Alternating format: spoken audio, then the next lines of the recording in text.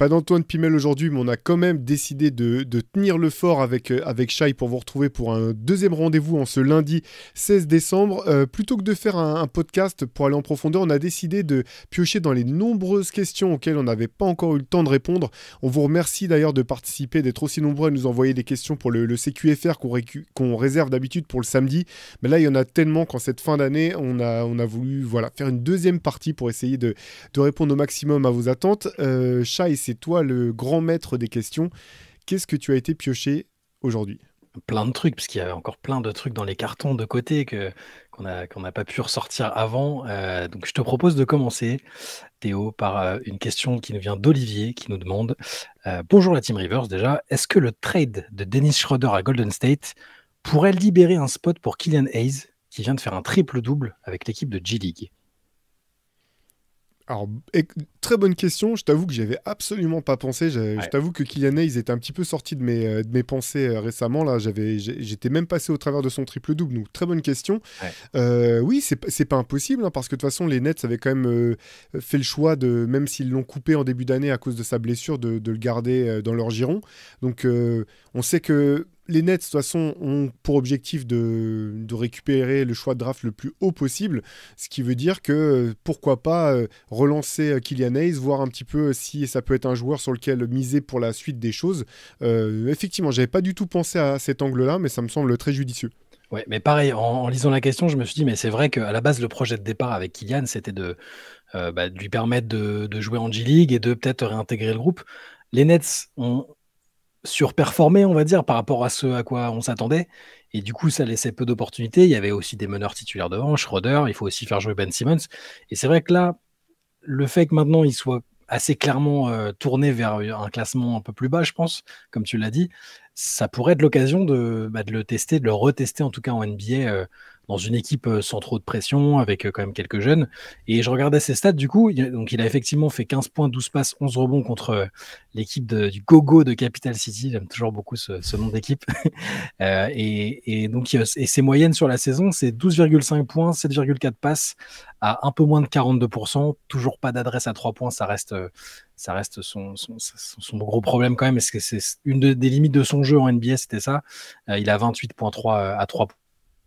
Visiblement, ces derniers matchs sont plutôt intéressants. Le collectif, regardez aussi, Long Island est très très très très bas, beaucoup de défaites, ce qui ne l'empêche pas d'avoir sorti quelques perfs intéressantes. Donc, c'est une assez bonne idée. Il faudra voir du coup quels joueurs vont par ricochet récupérer le temps de jeu de Dennis Schroeder. Ben Simmons sortait du banc, est-ce que c'est pas lui qui va rejouer un peu plus? Au niveau des purs meneurs comme ça de tête, je suis pas sûr que les Nets en aient beaucoup. Shake Milton est plutôt en arrière, peut-être que lui aussi par ricochet va récupérer des minutes. Mais je trouve effectivement que c'est peut-être la bonne opportunité de relancer Killian Hayes et voir ce qu'il a encore dans le moteur. Avant sa blessure, c'est il avait dit ça en interview, je crois que c'était une interview pour le roster, il disait que oui, le plan de base, c'était de le faire jouer cette année et que la blessure juste avant le training camp l'avait empêché de pouvoir jouer et donc il était parti en G-League. Et évidemment, son projet, c'est de revenir en NBA. Du coup, ça veut dire que Brooklyn se spécialiserait quand même dans le fait de relancer des meneurs créateurs, bons défenseurs, mais qui ont un problème avec le tir extérieur. Donc ça serait sa marque de C'est fabrique ça, avec Ben Simmons. c'est ça. Nouvelle identité pour les Brooklyn Nets, on va voir. On enchaîne avec une question de Les Broken Gadjo. Nets. Les bro- c'est bon ça. Faut déposer le brevet là. C'est ça. Et on va les créer sur NBA 2K, les Broken Nets, et on prend que des mecs qui ont des notes pourries à 3 points. Ça me semble très bien. Très bien. Allez, question de Gadjo qui nous dit question pour le fun ou pas. Pour rester en vie, vous devez envoyer sur la ligne le joueur professionnel de votre choix, né le même jour que vous, pas forcément la même année. Pour vous éviter un décès immédiat et brutal, il doit marquer ses 2 lancers. Est-ce que vous avez une chance de survivre ou pas? Alors Théo qui est un natif du 17 décembre, tu as une longue liste quand même, donc c'est pratique. Si tu veux, je peux te donner les joueurs parmi lesquels tu peux piocher. Vas-y, je vais bien parce que de tête, Ah ouais, je alors t'avoue bon, que il- c'est injouable. il y a des joueurs totalement anonymes. Les premiers, Craig Deal, Jeff Grayer, bon, Ed Horton, Chris Joseph, on a Albert King. Je vais essayer de te trouver. On va trouver ceux qui sont un peu connus quand même. Vas-y. T'as Buddy Hield quand même. Ok. Gigi Jackson, donc le jeune de Memphis. Stéphane Lam, Brian Mahoney. Bon, Chick Reiser né en 1914. Bon, Moyen. Non, je pense que c'est pas un bon deal. Voilà. T'as quand même Antoine Rigaudot. T'as Brad Sellers. Bad Euh, Sellers, ouais, Brad Sellers c'est qui est beau. né le 17 décembre. Bon, Gino Sovran, né en 1924, moyennement bonne idée. Joe Wolf. Et enfin, un certain Gershon Yabusele. Écoute, je vais choisir Antoine Rigaudot, même s'il m'a quand même brisé le cœur en ratant un lancer franc lors de la demi-finale Ouais. 2005 face à la Grèce. C'était vraiment le scénario. Genre, je me rappelle encore de Rigaudot qui part au lancer franc et Mm. avec les gens avec qui on regardait le match, on se disait bon bah c'est bon, voilà, c'est bon, il va mettre les lancers et là au moins on va pas perdre comme des cons.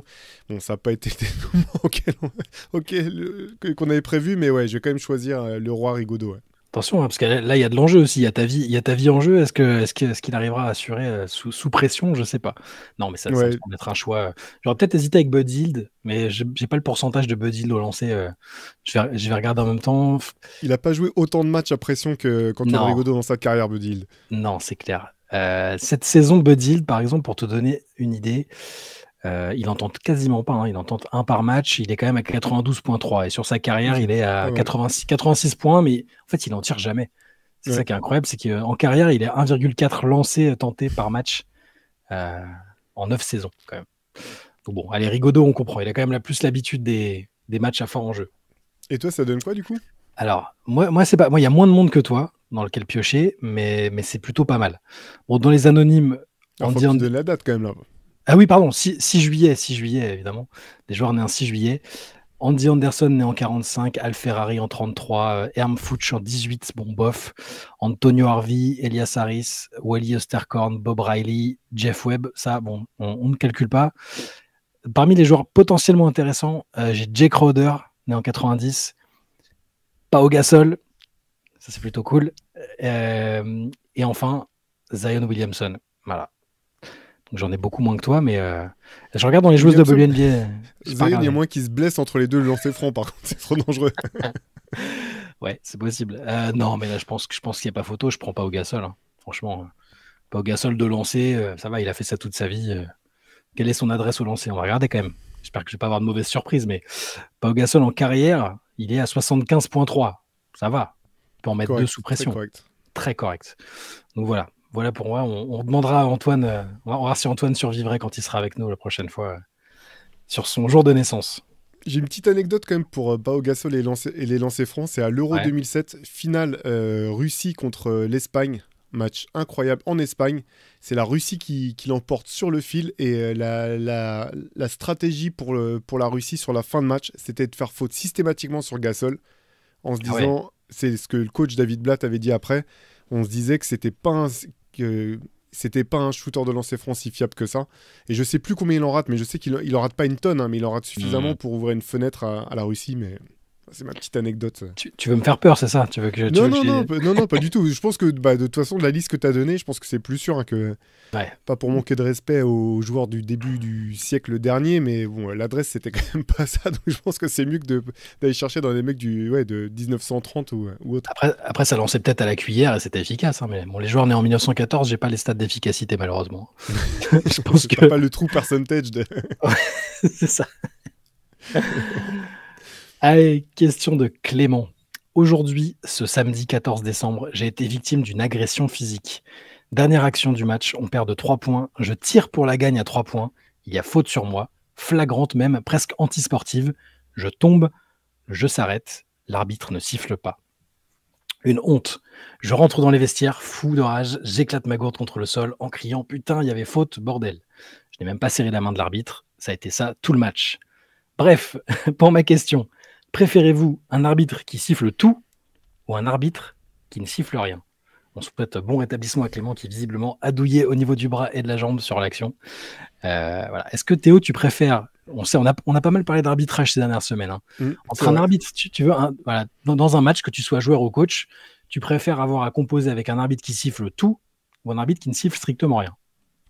Écoute, dans mon cas précis là, actuel en tant qu'entraîneur, là, je préfère un arbitre qui siffle tout parce que l'équipe dont j'ai la chance de m'occuper défend dur et fort, mais proprement. Et on travaille sur le fait justement de pas mettre les mains, parce qu'on veut gagner des ballons, défendre fort, mais pas donner de lancer franc. Donc je préférais toujours un arbitre qui va tout siffler, parce que ça ne peut être qu'à notre avantage, dans le sens où on fait l'effort vraiment de faire peu de fautes. Donc moi je préfère ça sans aucun problème. Et en tant que joueur, tu préférais plutôt quand ça jouait dur et que ça laissait jouer, ou quand c'était plutôt pour éviter quand tu joues contre des équipes qui jouent particulièrement dur, tu vois, moi je pensais au foot, les équipes qui jouent très dur et les arbitres qui sifflent rien, parfois ça peut être frustrant aussi. Moi je préfère quand même quand ça siffle, quand c'est... Oui, non, je crois que je préfère quand même quand ça siffle. Après, honnêtement, en tant que joueur ou en tant qu'entraîneur, ce que tu cherches, c'est juste que ça soit sifflé de la même manière du début à la fin, quoi. C'est le plus dur. Et tu vois, les matchs dans lesquels, alors, plus quand j'étais joueur, là, où c'était sur le point de dégénérer, où ça a dégénéré, c'est quand d'un côté ni de l'autre, tu comprends pas, en fait, ce qui est autorisé, pas autorisé. C'est ça Voilà. C'est à nous adapter à l'arbitrage. Par contre, il faut qu'on puisse comprendre ce que les arbitres ont décidé de laisser ou de pas laisser, quoi. Ouais, d'ailleurs, tu as des arbitres qui, en début de match, je prends toujours l'exemple du foot, hein, mais qui préviennent, qui disent sur tel type de situation, vous verrez, j'ai plutôt tendance à siffler. Ça fait partie de la pédagogie. C'est des choses que j'aimais bien, moi, chez les arbitres. C'est ça, c'est quand il y avait de la communication et que tu n'avais pas l'impression juste d'être face à un mur sans comprendre ce qui était sifflé, quoi. Mais bon. Ouais. Voilà. Oui, moi, je pense quand même aussi que je préfère un arbitre qui siffle tout. Au moins, tu sais à peu près comment composer. Tu essaies de défendre proprement. J'ai eu des matchs avec des arbitres qui sifflaient absolument rien. Et c'était. Alors, en tant que spectateur, par exemple, sur des matchs de foot, j'ai toujours les exemples des matchs du championnat écossais.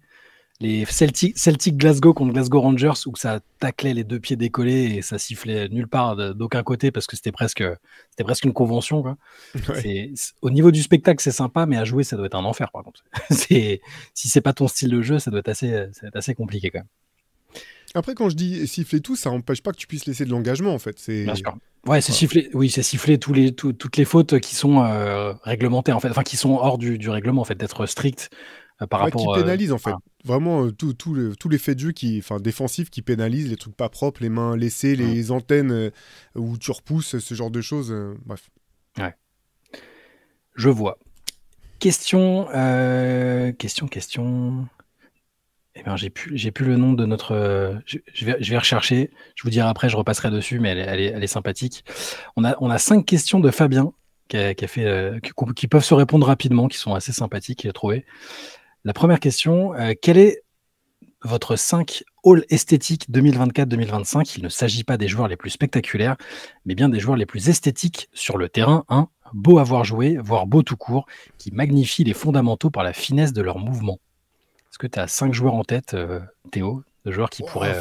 On peut question, mais il faut que je me creuse la tête. Ouais, on peut le composer comme ça ensemble, si tu veux, si on peut faire un 5. Mais moi, comme ça, je pense spontanément à Shai Gilgeous-Alexander. Donc, j'adore la fluidité athlétique et technique. Je trouve que c'est beau à avoir joué. Donc, donc on le fait quoi ? On fait poste par poste ? Ça fait un meneur ? On peut faire poste par poste, ouais. Alors après, un deuxième arrière très propre.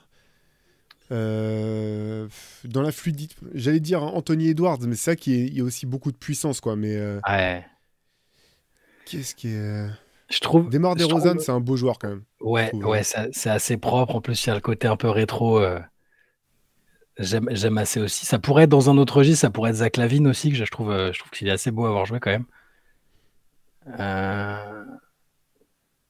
On peut mettre DeRozan, si tu veux. Ouais, j'aurais mis DeRozan. Moi, j'adore je suis fan de son footwork, franchement. Le jeu d'appui de DeRozan, là, c'est magnifique. Il peut y avoir... Ouais, ça peut être Tatum ou Paul George, si on décide qu'ils sont ailiers. Plus. Je trouve qu'ils sont beaux techniquement aussi. Ouais, Paul George. Je prendrais Paul George. Paul George. Et Tatum, il y a toujours quelque chose qui... Alors, je dis, c'est un beau joueur, mais tu vois, dans sa gestuelle, il y a un truc un peu heurté, je trouve... Ouais. Il a un peu les jambes, tu sais, je sais plus comment on dit là, d'équerre. Là. Je trouve moins. Enfin, c'est un beau joueur, je dis pas, mais ouais, un peu arqué. Ouais, exactement. Ouais. Ok. Après, il faut un poste 4. Enfin, poste 4. Un poste qui n'existe plus, faut un autre ailier, quoi. Bah, Fabien proposait, alors c'est plutôt un poste 4, il proposait Santi Aldama, par exemple. Je trouve qu'il est super. J'aime bien, tu vois. Je le trouve techniquement, c'est quand même. C'est pas une mauvaise idée. Après, je voudrais pas lui piquer sans avoir trop réfléchi, mais un poste 4. Après, on peut penser intérieur, si tu veux. On peut choisir 2 intérieurs. Qui sont les intérieurs qui sont un peu élégants maintenant en NBA ? Est-ce qu'un Victor, c'est élégant? Est-ce qu'un Joel Embiid est élégant?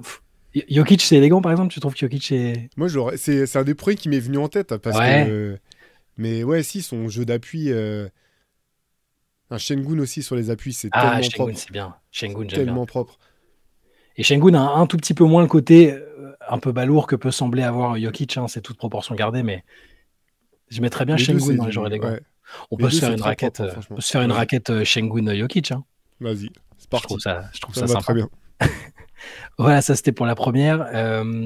En question 2, tu préfères, pour gagner un match 7 des finales à l'extérieur et sans préciser l'époque à laquelle se joue ce match, un line-up. Alors il y a 2 line-up qui nous proposent, il faut qu'on en choisisse Ok. un pour gagner un match 7 de finale à l'extérieur. Ok. Le premier 5, Magic Johnson, Stephen Curry, Kevin Durant, Dirk Nowitzki, Tim Duncan. Ce qui me fait penser qu'on aurait pu mettre KD aussi au niveau de l'élégance, c'est quand même pas mal. Oui, ah bah oui, c'est clair. Carrément. Voilà. On peut le Donc, mettre en poste 4 d'ailleurs. Voilà. Donc je répète, Magic, Curry, Durant, Nowitzki, Duncan pour le premier 5. Ou est-ce que tu préfères, toujours dans cette optique de gagner un match 7 à l'extérieur des finales, John Stockton, Michael Jordan, Scottie Pippen, Kevin Garnett, Hakeem Olajuwon? Moi, je prends le deuxième 5. Ah, j'allais dire, il est un peu badass le deuxième quand même. Ils sont gentils ceux du premier, tu vois. Ils sont géniaux, c'est des légendes. Magic, Curry, KD, Dirk, Tous, de toute façon, Duncan. Ouais, c'est énorme, mais c'est un peu plus... T'as Jordan, Garnett, Olajuwon, Pippen, Stockton, je pense que je prends le 2. Voilà, sans énormément de justification. On peut dire que le meilleur joueur des 2-5 est dans le deuxième aussi, peut-être. En tout cas, dans l'inconscient. Je me demande si... Alors, pas de Jordan, du coup, mais pas de Jordan ni Pippen. Non, pas Jordan ni Pippen. Non, après, match 7 ou match décisif, c'est un peu la même chose, mais... Ouais. Je pense qu'ils ont tous gagné un match déterminant à l'extérieur. Je me rappelle du tir à 3 points de Stockton. Je crois que c'était à Houston, Je crois pas que c'était à Utah. Je me rappelle plus déjà. J'ai oublié son tir à 3 points avec... Bref, non, Houston ou Phoenix?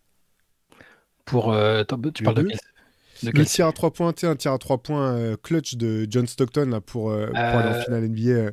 J'aurais bien dit Phoenix, mais je suis pas sûr. On vérifiera. Si, c'est... Ah, je me rappelle. Je crois que c'est contre... Ou non, c'est contre Houston, parce qu'il me semble qu'il sort Barclay, mais ouais, je me rappelle plus. Ouais. C'est dur de vieillir. C'est ça. Question 3. Question flash de decision making de coach. Tu dois répondre en 5 secondes, Théo. C'est ce qui a marqué. Okay. Fin de match coup près. Ça ressemble un peu à des questions qu'on a. Mais fin de match coup près, 2 secondes à jouer, tu es à -1. Tu préfères que ton pivot Shaquille O'Neal ait 2 lancers à tirer, que ta star Kevin Durant reçoive la passe de remise en jeu, mais soit défendu par Victor Wembanyama?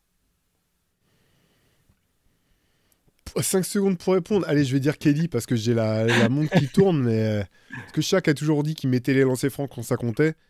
Après, personne ne lui a jamais dit que s'il les avait mis dès le départ, il n'aurait pas eu besoin d'en mettre à la fin pour sauver son équipe. Mais ouais, non, vas-y, je vais prendre KD, ouais.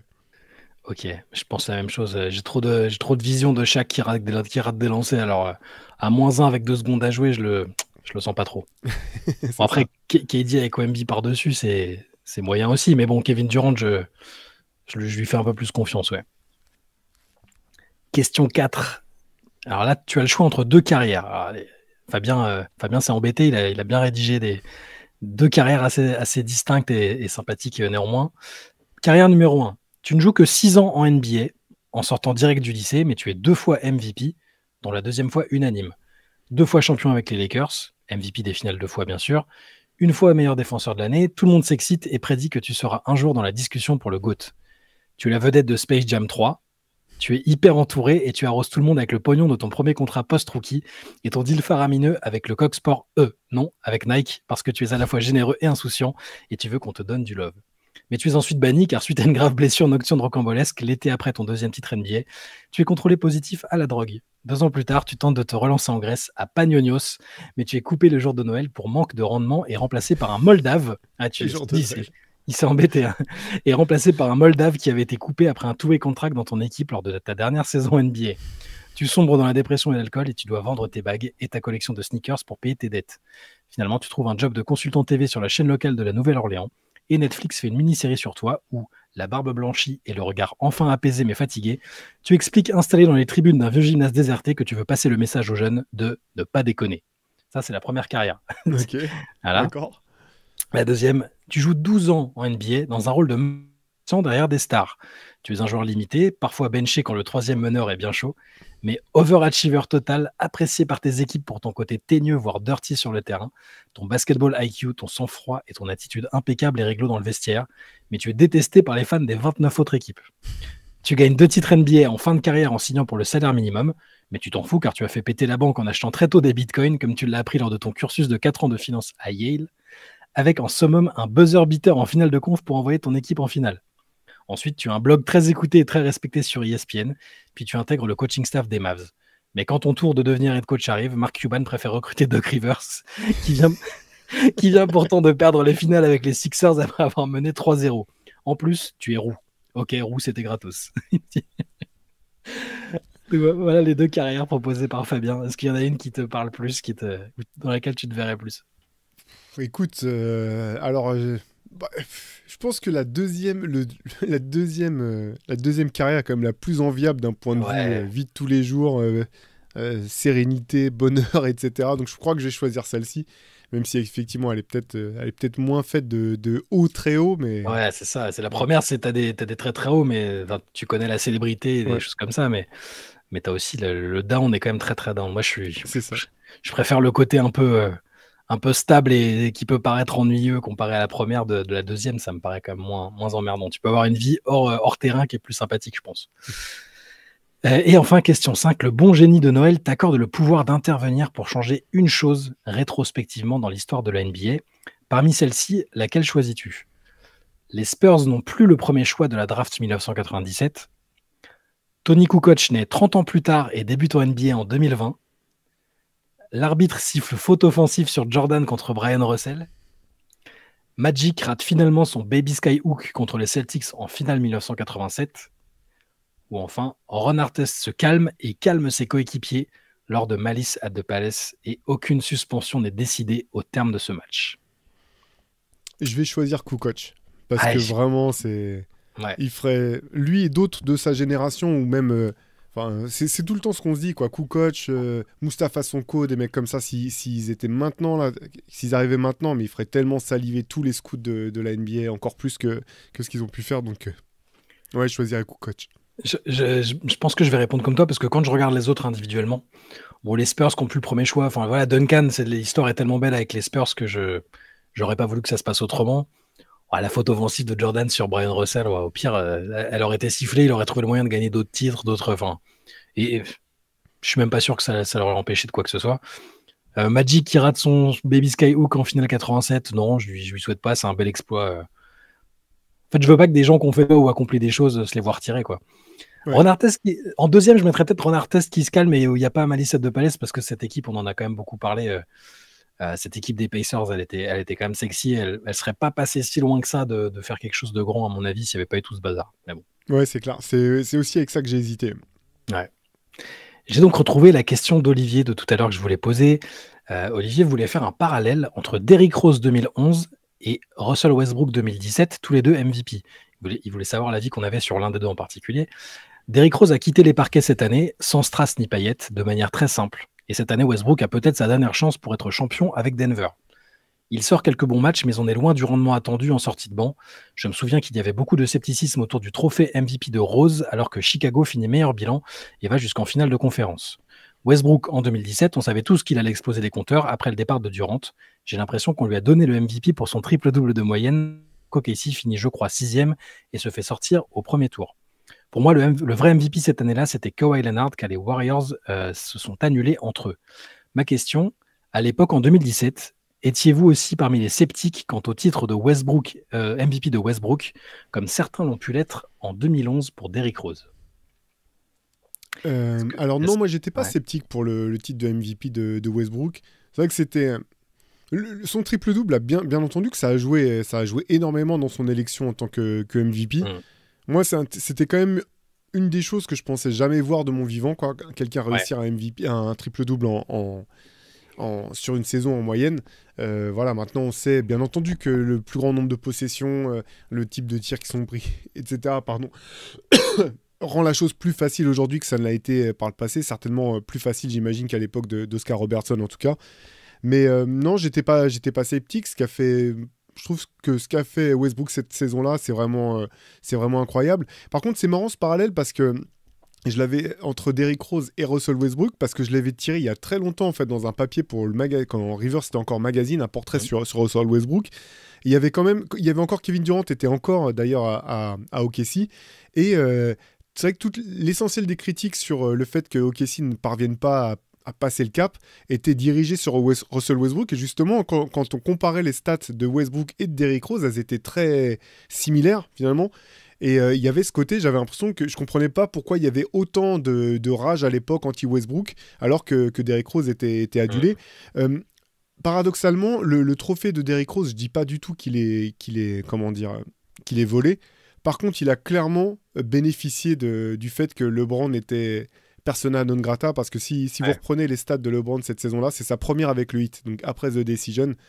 Elles sont monstrueuses en fait. Ses stats sont monstrueuses. Donc je dis pas du tout que Derrick Rose a usurpé son titre de MVP, mais par contre je pense qu'il a bénéficié d'un certain contexte de la même manière que Westbrook a bénéficié du fait de tourner un triple-double en moyenne. C'est deux choses qui les ont aidés. Et tu te souviens que c'était un raz-de-marée au niveau des votes pour Derrick Rose ou pas? Parce que du coup j'ai regardé un peu les classements, les rankings des 2 saisons pour voir un peu. Parce que pour Westbrook, alors moi c'est pas que c'était volé ou pas du tout, je pense effectivement que le triple-double de moyenne a beaucoup joué. C'est plutôt que je pense que cette année-là, j'aurais voté pour Kawhi, dans mon souvenir. Je me disais, moi j'aurais voté pour lui, alors qu'il est que 3e des votes. Hein. Derrière Harden, ça Ouais, Harden, le deuxième. c'est ça, t'as 69 premières places pour Westbrook, et 22 pour Harden, 9 pour Kawhi, 1 pour LeBron. C'est les 4 qui ont eu un vote pour une première place, alors que Derrick Rose, c'est un raz-de-marée, parce qu'il y a 113 premières places. Ensuite, c'est Dwight Howard qui finit en 2e position, 3 premières places.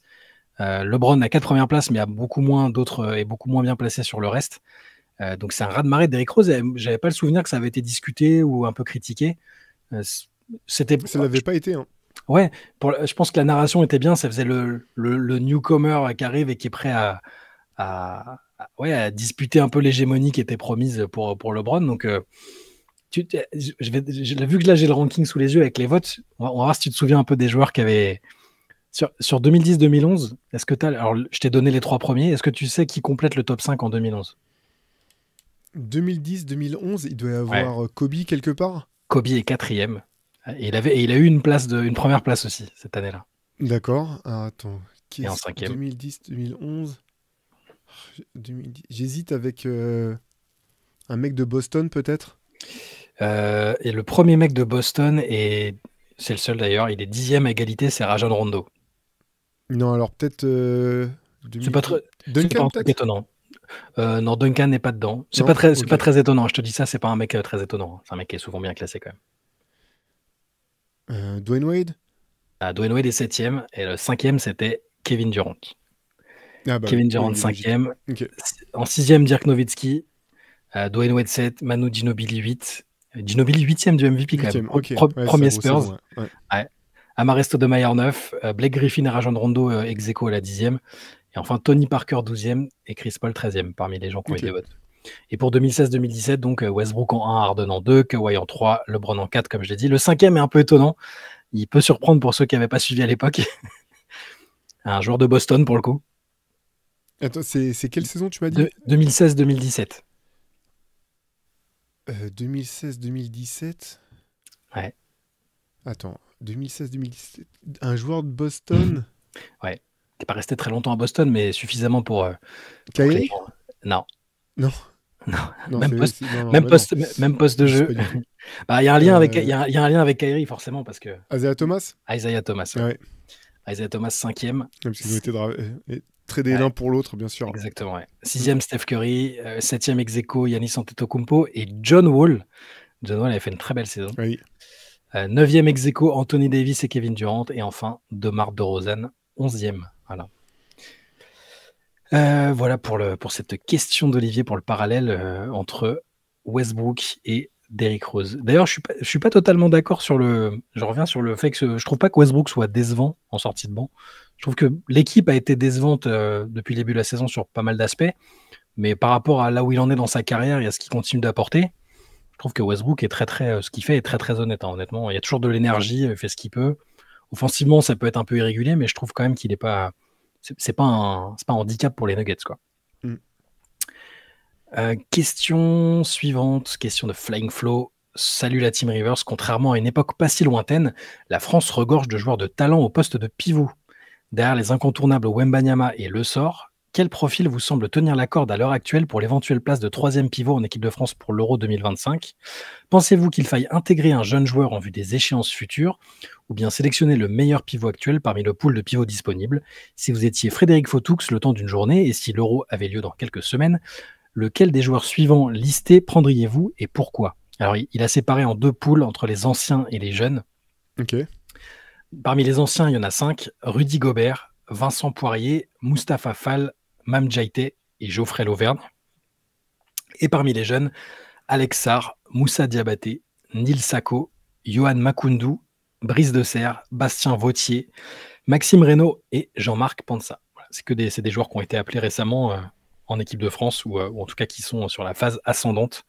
Est-ce que parmi ceux-là, il y en a 1, 2, 3, parmi tous ceux qu'on a cités, que tu vois, que tu sélectionnerais toi à la place de Frédéric Fautoux pour les prochaines échéances ? Pour la prochaine, en tout cas, je pense que je prendrais Gobert. Voilà, je pense que son rendement, il est quand même suffisamment... il est trop impressionnant, il y a l'expérience. Je sais pas ce que tu en penses, mais je pense que c'est quand même... oui. Voilà. Dans un registre, tout dépend de ce que recherchera avant tout Frédéric Fautoux aussi sur ce poste-là. Hein, mais si tu veux assurer de la défense du rebond, c'est dur de passer au travers, quoi. Bah ouais, c'est ça. Mm. Et parmi les autres, est-ce qu'il y en a quelques autres ? Est-ce que tu ferais dans l'ancien ou est-ce que tu essaierais de lancer des jeunes parmi ceux qu'on a dit, là, parmi Alex Sarr, Diabaté et compagnie ? Diabaté, ce que j'aime bien en fait, c'est que tu peux le prendre pour être ton 12e homme quelque part, parce que voilà, on sait toujours que dans les 12, il y en a 2 qui partent en sachant qu'ils joueront peut-être pas beaucoup, voire pas du tout. Et en même temps, ils font partie du groupe déjà, ils vivent une expérience avec l'équipe. Voilà, moi j'aime bien Moussa Diabaté, je pense que il a le type de profil à pouvoir s'adapter à ce challenge. C'est celui qui me vient le plus vite en tête. Après, il y en a d'autres qui sont bien. De Serre, pour avoir eu la chance de le voir jouer en vrai, c'est impressionnant quand même. Tu vois, j'avais même pas réalisé quand je l'ai vu jouer qu'il était aussi jeune. Ouais, très jeune. C'est vrai, effectivement, on regorge de talent. C'est plutôt cool de se dire que Frédéric Fautoux aura le choix du riche comme un choix de riche entre guillemets, devoir faire prendre des décisions dures. Mais non, effectivement, il y a énormément de potentiel. Ouais, c'est ça. Quand tu regardes Maxime Reynaud, on n'en parle pas encore beaucoup parce qu'il joue pas chez les pros, mais à Stanford, il fait des trucs assez dingues cette année. Je te rejoins sur Moussa Diabaté parce que les gens vont penser que c'est un ami de ma famille ou j'en sais rien, parce qu'à chaque CQFR, même quand il jouait 4 minutes chez les Clippers, j'arrêtais pas de dire que j'adorais ce qu'il faisait. Même à Michigan, rappelle-toi, on en parlait un peu de lui, on se disait, il est vraiment dans le moule dans cette équipe un peu, je vais pas dire de bandit, mais qui se bagarrait un match sur 4, coaché par Juwan Howard. Enfin bon, c'était un peu... Mais j'aimais déjà beaucoup. Je trouve que le garçon est intéressant, intelligent. Et là, ce qu'il fait à Charlotte, l'énergie qu'il a, pour moi, c'est parfait dans une équipe, pour être l'energizer d'une équipe. Pareil, il n'aura pas des revendications incroyables. Il va protéger le cercle, il va courir. Moi, j'adorerais le voir intégrer à l'équipe de France prochainement. Et puis, je pense que c'est dur d'enlever Rudy, quoi. Sauf si vraiment... Si lui, ça le frustre, peut-être d'avoir un rôle un peu différent, tu vois, ce qu'il y a eu lors de la dernière compète, c'est pas facile à appréhender. En cours de compète, sur les matchs qui comptent, il a perdu du temps de jeu. Il y a toujours l'interrogation, est-ce que ça fonctionne avec Wembanyama ? Pour l'instant, a priori, c'est quand même compliqué. C'est difficile de l'enlever, à moins que ce soit un accord tacite et que lui dise qu'il préfère ne pas venir plutôt que de servir de mentor ou de remplaçant, quoi. Sinon, je pense que je le prends aussi, hein, honnêtement. Parce qu'il a jamais trop laissé entendre, ceci dit. Hein. Tout à fait. Enfin, en tout cas, dans le discours officiel, ça a toujours été un de ceux qui disait bah non, quand tu viens en équipe de France, c'est pour jouer le rôle qu'on te donne et puis défendre le maillot. Donc, mais ça va être intéressant, effectivement, de voir comment la hiérarchie va... Comment va évoluer l'équipe de France, qu'on est un petit peu à un nouveau moment charnière, en fait, où il y a une génération qui est en train de partir, une nouvelle qui est en train de s'aguerrir et de prendre sa place. Ça va être très intéressant de voir ce qui se passe de ce côté-là. Ouais, et sinon, pour les anciens... j'ai l'impression Vincent Poirier, je le trouve fiable aussi. Je pense que il a l'habitude des matchs de haut niveau en club. En équipe de France, je l'ai jamais trouvé décevant. Ça a été plus irrégulier pour, par exemple, pour Mostafa Fall, qui est super fort en club à chaque fois et qui est un tout petit peu moins Mm. régulier, je trouve, en équipe de France. Après, parfois, c'est injuste, hein. Il va se manger des matchs à 5 minutes et c'est pas l'habitude qu'il a en club. Mais ouais, Poirier me semble assez fiable, en tout cas pour une échéance très très proche. Et puis, sinon, si on me dit il y aura Sarr, Diabaté, Makoundou, Brice de Serre et compagnie après direct déjà, je trouve que c'est pas bête aussi de tenter un coup de jeune, quitte à ce que ce soit un petit peu difficile au début. Mais et j'ai pas mentionné Alex Sarr évidemment, mais qui est en train de faire son apprentissage en NBA aussi et qui a des qualités qui me semblent totalement exploitables pour l'équipe de France dans les grandes compétitions, hein, évidemment. Ouais, c'est vrai. Pour Vincent Poirier, c'est quand même un parcours vraiment atypique et admirable Ah parce ouais. que c'est un joueur aussi qui continue de progresser, hein.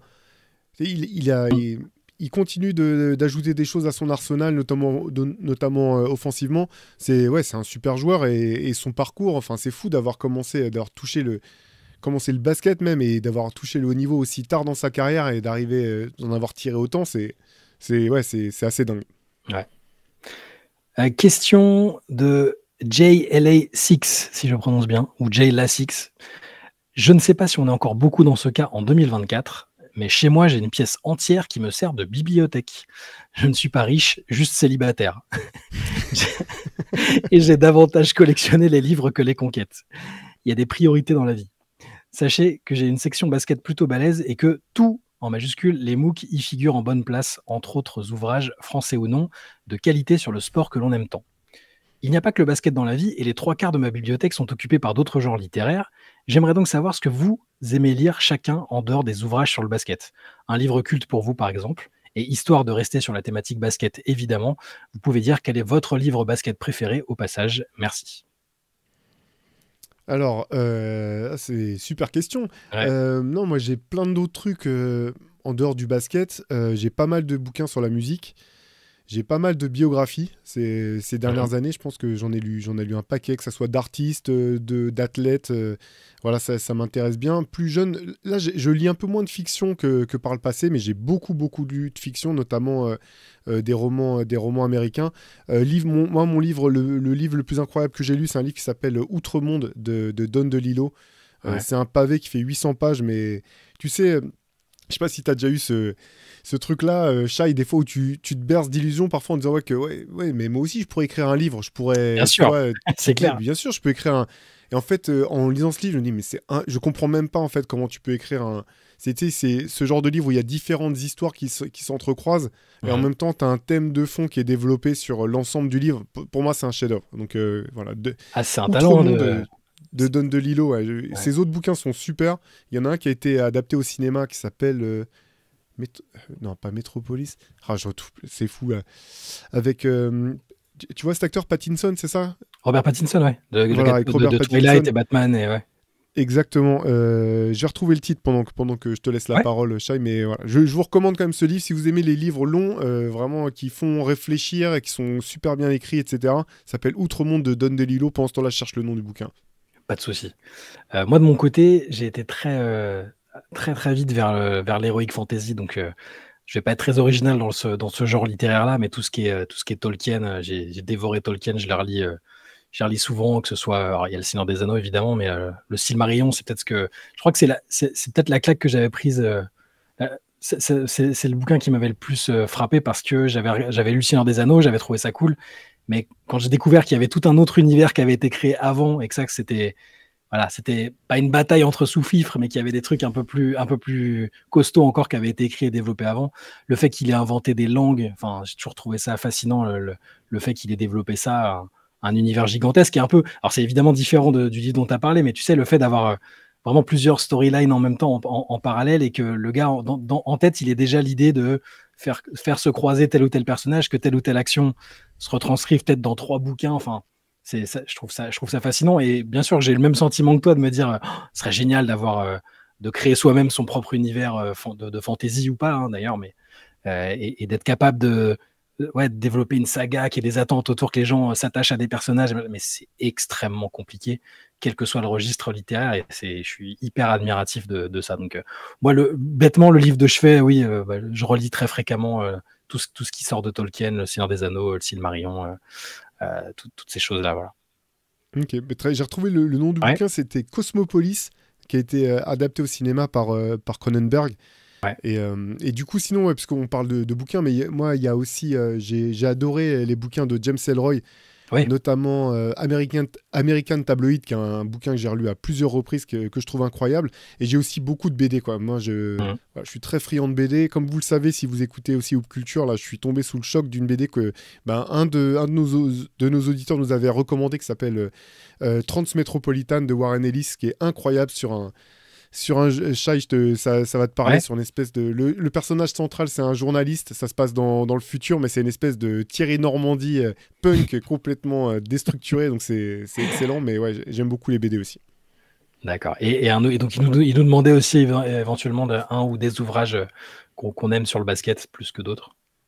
Alors, instinctivement, un des premiers qui me vient en tête, c'est un livre qui s'appelle 48 Minutes de Bob Ryan, auteur... journaliste légendaire du Boston Globe qui a suivi les Celtics de la grande époque, de quasiment de la fin de... Oui, il a dû suivre de la fin de l'ère Bill Russell jusqu'à tout Larry Bird et compagnie. C'est un bouquin qui est extraordinaire parce qu'en fait, il détaille un match complet entre les Cleveland Cavaliers de Mark Price, Ron Harper, etc., qui viennent défier les Boston Celtics de 86, si je ne me trompe pas, à Boston. Et en fait, c'est entrecoupé de tout un tas d'anecdotes sur la Ligue, l'histoire de la Ligue, l'histoire des joueurs. C'est vraiment un bouquin fantastique que je recommande, donc qui s'appelle 48 Minutes de Bob Ryan. Et sinon, il y en a plein que j'ai adoré, des bouquins comme ça. Il y a peut-être un bouquin qui s'appelle... c'est un bouquin qui parle de la ABA, c'est fou, là je retrouve plus le nom, de Terry Pluto. J'essaie de voir ce qu'il est juste là-bas. J'essaie de voir si j'arrive à lire le Attends, titre. je cherche en même temps. Ouais, on l'a cité. Loose Balls. Voilà, Loose Balls sur la ABA et la NBA. Il y a des anecdotes plus dingues que c'est plus dingue que semi-pro le film. Donc ouais, ce bouquin-là, c'est un régal. Ouais. Moi, j'avais adoré à l'époque le Book of Basketball de Bill Simmons. Maintenant, Ouais. ça peut sembler un peu antidaté. Et d'ailleurs, il les a retravaillés dans des podcasts pour essayer de désactualiser un peu. Avec ce système de Hall of Fame par pyramidal avec les étages différents que j'adore et que j'aurais aimé voir adapté en vrai. Sinon, celui qui m'avait vraiment fait de l'effet, c'était le Dream Team de Jack McCallum. Oui. Parce que dans la narration, c'était génial, la formation d'une équipe, les portraits de chacun par chapitre, les anecdotes. Il était vraiment, il était à l'intérieur de l'équipe la plus légendaire de tous les temps, celle qui a fait aimer le basket à énormément de gens. Et c'est bien écrit, il y a des anecdotes, des trucs. Voilà, c'est celui qui m'avait le plus plu à l'époque, mais il y en a des tonnes. Hein. Il y a certains de Phil Jackson que j'aime beaucoup aussi. Celui avec les bagues en titre, je sais plus, il y avait le titre français. Eleven Rings, voilà, Eleven Rings. J'avais lu dans un vol, un vol pour les États-Unis, je l'avais dévoré, pareil. Sa manière d'appréhender les joueurs et les profils différents de personnalités en leur conseillant des bouquins et tout ça, j'adorais. Et puis voilà, il a côtoyé des joueurs mythiques et les espèces de comparaisons qu'il fait entre Kobe et Michael Jordan, toutes ces choses-là. Voilà. Mais il y a 1 milliard de super bouquins sur le basket. Hein. De toute façon, ça c'est. Mais ouais, voilà pour les miens. Ouais, il y en a plein. C'est vrai que dans les autobiographies, tu vois, parce que tu parlais de ceux de Phil Jackson, moi j'ai beaucoup aimé Drive de Larry Bird. Ouais. Et le West by West de Jerry West est hyper touchant parce que au-delà du basketteur, c'est vraiment... t'en apprends beaucoup sur l'homme torturé. Ouais, avec la perte de son frère et tout ça, dedans, c'est là-dedans qu'il parle de ça, ouais. Exactement, son enfance vraiment dans des conditions, je sais plus, c'est Virginie de l'Ouest, si je me trompe pas, qu'il a grandi là dans un milieu vraiment pauvre, très très dur, et puis des choses que j'imaginais pas, tu vois, sur le côté, la manière dont il vivait les défaites, enfin... C'était un joueur et après ça a été un GM incroyable, mais tu souhaites à personne d'être à ce point compétiteur quasiment parce que ça lui a bouffé une partie de sa vie. Enfin, c'est un bouquin qui est vraiment parfois dur à lire, même tellement tu sens qu'il est toujours marqué. Enfin, 50 ans après certains événements, tu sentais que ça le bouffait encore de l'intérieur d'avoir perdu autant de matchs face aux Celtics. Bref, c'est une autobiographie vraiment passionnante. Très bien, c'est noté aussi, c'est noté de mon côté. J'avais pas lu, j'ai lu pas mal de fois des anecdotes sur sa vie et tout ça, mais j'ai pas lu le bouquin encore, donc on vous le recommande. Hein. Comme on vous recommande évidemment, comme à chaque fois, les bouquins des éditions Rivers, hein, bien sûr. Le dernier en date, Goat, que pour une fois c'est moi qui l'ai sous la main, c'est pas Théo. Je l'ai ici. Voilà. Il est bien arrivé aussi ici. Il est top. On s'est régalé à l'écrire. On espère que vous vous régalerez à le lire. Théo, c'est tout pour cette semaine, en tout cas pour aujourd'hui, pour les questions que nous a envoyé le peuple. Voilà. Merci pour toutes ces questions. On verra encore. On ne sait pas comment on s'organise. On a pas mal de choses à gérer et à préparer dans la semaine. Mais si on en a l'occasion, on n'hésitera pas à revenir vers vous pour faire un deuxième passage sur un deuxième CQFR dans la semaine. D'ici là, portez-vous bien. On continue l'actualité, je le répète, mais tout est sur Basket Session, que ce soit les articles de fond, les dernières news, les rumeurs, les sessions aussi que vous pouvez créer. Et si vous voulez retrouver aussi tout ce qu'on peut proposer en termes de podcast ou tout ça, vous avez toutes les informations. Et aussi pour commander, comme tu le disais, Shai, tu parlais de nos livres, nos MOOC, tout ça, c'est sur basketsession.com. Donc voilà, vous savez où nous trouver. Nous, on vous dit à demain en tout cas. Passez une bonne journée et à très vite. À demain, ciao.